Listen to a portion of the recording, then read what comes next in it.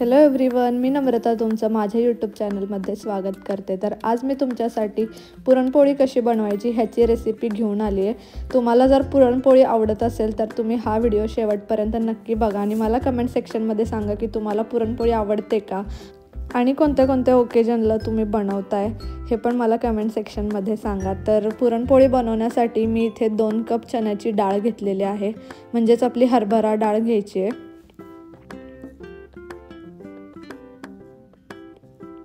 ही 2 cup चण्याची डाळ घेऊन झाल्यानंतर आपल्याला ही स्वच्छ पाण्याने धुवून घ्यायची आहे। तुम्हाला पुरणपोळी बनवण्यासाठी काही भिजत वगैरे घालायची सुद्धा काही गरज नाही आहे, एकदम पटकन कुकरला ही डाळ शिजते। तर धुवून स्वच्छ झाल्यानंतर मी इथे पाणी टाकून घेतलंय। तर ज्या कपने मी ह्याच्यामध्ये हरभऱ्याची डाळ घेतली होती त्याच कपाने मी 2 आणि अर्धा कप पाणी टाकलंय। पाणी टाकून झाल्यानंतर आपल्याला यामध्ये थोडीशी हळद टाकायची, एकदम पाव चमचा मी हळद टाकली आहे। तुम्हाला जर हळद आवडत नसेल तर तुम्ही हा पार्ट स्किप सुद्धा करू शकता। 2 मोठे टेबलस्पून म्हणजे 2 मोठे चमचे मी तेल टाकले।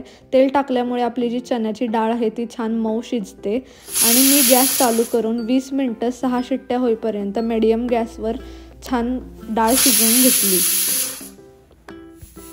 चण्याची डाळ छान शिजून झाल्यानंतर आपला हा जो कुकर आहे तो पूर्णपणे थंड होऊ द्यायचा आणि थंड झाल्यानंतर कुकर ओपन करायचा। तर इकडे पूर्णपणे कुकर थंड झाला आणि मी इकडे ओपन केले तर तुम्ही इकडे बघू शकताय की चण्याची डाळ आहे ती अगदी छान शिजली आहे, व्यवस्थित मऊ छान शिजलेली आहे। आणि त्याची जी येळवणी आहे, म्हणजे काही लोक ते डाळीचं पाणी म्हणतात त्याला, तर ते सुद्धा छान व्यवस्थित आलेलं आहे, म्हणजे आपल्याला आमटी करण्यासाठी सुद्धा ते पाणी यूज होतं आहे। डाळ पण इकडे तुम्ही बघू शकता छान शिजवून झाली। तर माझ्याकडे चाळणी होती तर त्या चाळणीमध्ये मी हे सगळं डाळ आणि पाणी काढून घेतलं, म्हणजे ते सेपरेट होतं आहे। डाळ वर राहील आणि ते सगळं जे पाणी आहे डाळीचं ते सगळं खाली जाईल आणि तेच आपल्याला आमटीसाठी यूज होईल। तर इथे मी 3 मिनिट असं डाळ छान असं ठेवली जाळीवर, म्हणजे जेणेकरून त्यातलं पाणी निघून जाईल। आणि ती डाळ मी त्याच कुकरमध्ये टाकून घेतली आणि आपण ज्या कपाने डाळ घेतलेली होती चण्याची त्याच कपाने मी इथे 1.5 कप गूळ घेतलेला आहे। आणि आपल्याला जर अजून जास्त गोड हवा असेल पुरण तर अजून तुम्ही जेवढं 2 वाट्या चण्याची डाळ घेतली तेवढाच तुम्ही गूळसुद्धा यूज करू शकता। पण 1.5 वाटी म्हणजे 1.5 कप गूळ हा एकदम बरोबर होतो चवीला आणि पुरण खूप छान होतं आणि गोडसुद्धा होतं खूप। तर या स्टेजला गॅस चालू करायचा आणि जसं जसं गूळ वितळायला लागतो तसं तसं चण्याची डाळ आणि गुळाचं मिक्सचर थोडंसं पातळ व्हायला लागतं। पण आपल्याला जो गॅस आहे तो मीडियम ठेवायचा आहे, म्हणजे जेणेकरून खाली डाळ लागणार नाही पुरणाची आणि करपणार नाही। आणि आपल्याला कंटिन्यू हलवत राहायचं आहे, म्हणजे खाली आपल्या चण्याची डाळ लागणार नाही आणि करपटपणासुद्धा येणार नाही। जसं जसं 10 मिनटं होतील तसं तसं जे पुरण आहे ते घट्ट व्हायला सुरुवात होते छान। तुम्ही इकडे बघू शकताय पुरण रेडी झालेलं आहे। पुरण कसं रेडी झालं हे चेक करायला आपण जो दांडा आहे तो त्याच्यामध्ये असा रोवायचा स्ट्रेट, आणि तो जर इकडे तिकडे पडला नाही तर समजायचं की आपलं पुरण हे एकदम छान रेडी झालं आहे। तर या स्टेजला मी गॅस बंद केला आहे आणि त्यामध्ये विलायची पावडर टाकली आहे। तर मी इथे 1 टीस्पून विलायची पावडर टाकली आहे। विलायची पावडर टाकून झाल्यानंतर ती छान मिक्स करून घ्यायची आपल्याला। आणि हे जे पुरण आहे हे पुरण एका जाळीवर काढायचं आणि खाली भांडं ठेवायचं। आणि पुरण जेव्हा गरम असतं तेव्हाच ही प्रोसिजर करायची, म्हणजे तुमचं पुरण थंड होऊन कडक नाही होणार। आणि जेव्हा गरम गरम पुरण असतं तेव्हा एकदम फास्ट चाळणीमधून खाली येतं आणि तुमचं एकदम युनिफॉर्म जे स्ट्रक्चर आहे पुरणचं ते येतं, छान मऊसूद पुरण तुमचं रेडी होतं। तर तुम्ही इकडे बघू शकताय वाटीने अशा प्रकारे गरम गरम पुरण वाटून घ्यायचं छान। पुरणपोळी करताना तुम्हाला कोणते कोणते प्रॉब्लेम येतात हे मला कमेंट सेक्शनमध्ये सांगा। पुरणपोळी करताना तुम्हाला काय अडचणी येतात, पुरण बिघडतंय का, गव्हाच्या पीठमध्ये जेव्हा आपण पुरण टाकून लाटतो तेव्हा फाटतंय, काय प्रॉब्लेम्स येतात ते मला कमेंट सेक्शनमध्ये सांगा। तर इकडे तुम्ही चाळणीवर बघू शकताय पुरण छान चाळून होतं आहे, तसं चाळून घेते मी, खाली पुरण पडतं आहे। तर एकदम बारीक असं युनिफॉर्म पुरण तयार झालं आहे, मऊ छान मऊसूद पुरण झालेलं आहे रेडी। तर सगळी मी जी डाळ आहे ती चाळणीने वाटून घेतली आणि इकडे पुरण रेडी झालं आहे। एकदम छान मऊ पुरण झालेलं आहे, तुम्ही इकडे बघू शकताय, मी झूम करून दाखवते। आता हे आपलं पुरण रेडी झालं आणि तुम्ही हे फ्रीजला ठेवून सुद्धा 8 दिवस पूर्णपणे वापरू शकता, कारण त्याच्यामध्ये पाण्याचा अंश नसल्यामुळे आपलं पुरण फ्रीजमध्ये खूप छान राहतं. तर आता आपल्याला पुरणाची पोळी बनवायची आहे, तर त्यासाठी आपल्याला पीठ मळायचं आहे. तर त्याच्यासाठी मी एका परातीमध्ये थोडंसं पाव चम्मच मीठ टाकून घेतलं. 1 आणि पाव कप मी गव्हाचं पीठ घेतलंय.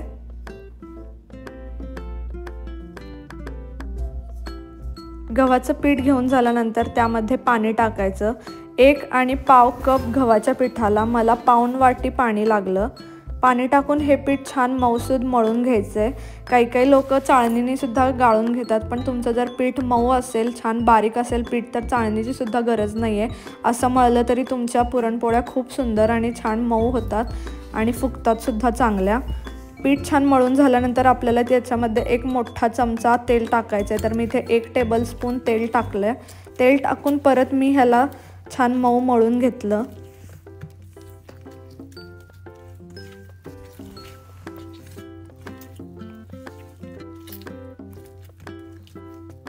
गव्हाचं पीठ छान मळून झाल्यानंतर आपल्याला ते थोडा वेळ ठेवायचं आहे, जेणेकरून ते पीठ चांगलं मुरतं आणि आपल्या ज्या पुरणपोळ्या आहेत त्या मऊ पण होतात आणि जास्त वेळ चांगल्या मऊसुद्धा राहतात. पुरणपोळी बनवताना तुम्ही ह्या टिप्स आणि ट्रिक्स फॉलो केला तर तुमची पुरणपोळी एकदम छान होईल. प्रत्येक पुरणपोळी ही मऊ होईल आणि छान फुगेल. त्याच्यामुळे तुमच्या पुरणपोळ्या जास्त वेळ राहतील, टिकतील. तर गव्हाचं पीठ इकडे छान मळून झालेलं आहे. तर मी इथे याला 40 मिनिटं पूर्णपणे रेस्ट करायला ठेवलं, म्हणजे छान हे पीठ मुरायला ठेवून दिलं. 40 मिनिट झाल्यानंतर तुम्ही इकडे बघू शकता गव्हाचं पीठ छान मुरलेलं आहे आणि छान मऊ झालेलं आहे हे पीठ. तर आता आपण पुरणपोळी बनवायला सुरुवात करू. तर त्यासाठी मी इथे पोळपाटावर छोटासा गोळा घेतला गव्हाच्या पिठाचा आणि त्याला थोडंसं गव्हाचं पीठ लावून लाटण्याने थोडंसं लाटून घ्यायचं आणि त्यामध्ये आपल्याला आता पुरणाचा गोळा ठेवायचा आहे. पुरण त्याच्यामध्ये ठेवून पुरण व्यवस्थित भरून झाल्यानंतर आपल्याला ही पारी बंद करायची आहे व्यवस्थित.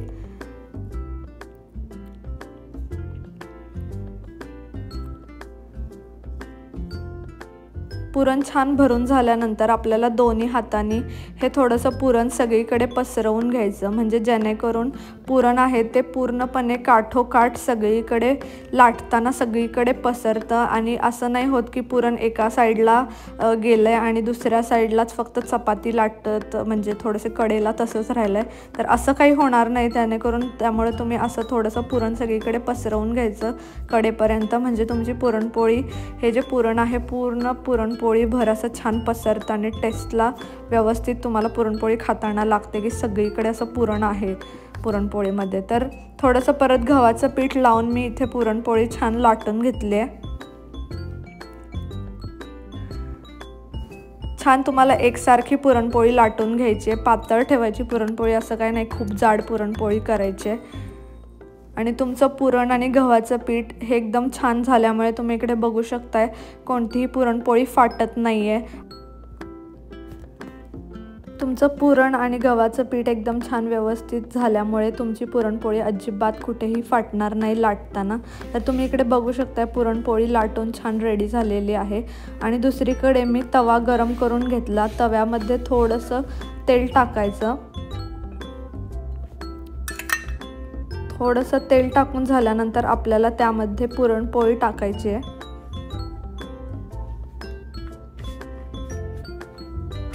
आपण जी लाटलेली पुरणपोळी होती ती यामध्ये टाकायची.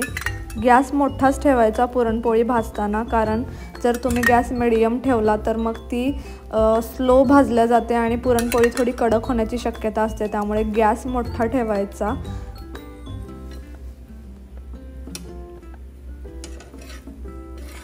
गॅस मोठा ठेवल्यामुळे पुरणपोळी छान मऊ होते. खालून थोडीशी भाजून झाल्यानंतर ही पुरणपोळी मी पलटून घेतली आणि वरच्या साईडला थोडंसं तेल टाकलं. वरच्या साईडला सुद्धा थोडंसं तेल टाकून झाल्यानंतर ही पुरणपोळी थोडीशी फुगत आल्यानंतर मी ही फ्लिप केली आहे.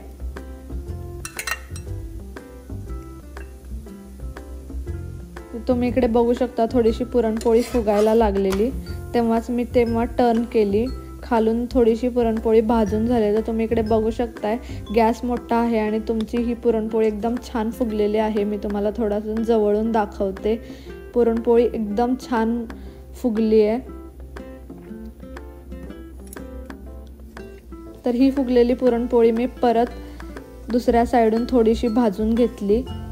ही पुरणपोळी आता छान भाजून झालेली आहे।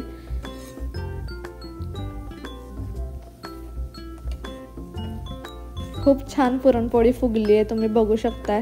इकडे बघा पूर्णपणे फुगलेली आहे पुरणपोळी। तर तुम्ही ही ट्रिक वापरा म्हणजे तुमची पुरणपोळी अगदी छान होईल, कुठेही फुटणार नाही पुरणपोळी। तर ही पुरणपोळी आता खायला रेडी झाली आहे। तुम्हाला जर तूप आवडत असेल तर तुम्ही थोडंसं तूप लावून ही पुरणपोळी दुधासोबत एन्जॉय करू शकता किंवा कटाच्या आमटीसोबत सुद्धा तुम्ही खाऊ शकता। तर इथे सगळ्या मी पुरणपोळ्या बनवून घेतल्या, तुम्ही इकडे बघू शकताय। खूप मस्त एकदम मऊ मऊ पुरणपोळी रेडी झालेली आहे आणि छान आहे ही पुरणपोळी, एकदम मस्त चवीला छान झालेली। तुम्ही ही रेसिपी एकदा नक्की ट्राय करा, तुम्हाला सुद्धा आवडेल। तुम्ही मला कमेंट सेक्शनमध्ये सांगा कशी वाटली आणि आपण भेटू आता नेक्स्ट व्हिडिओमध्ये। तोपर्यंत बाय।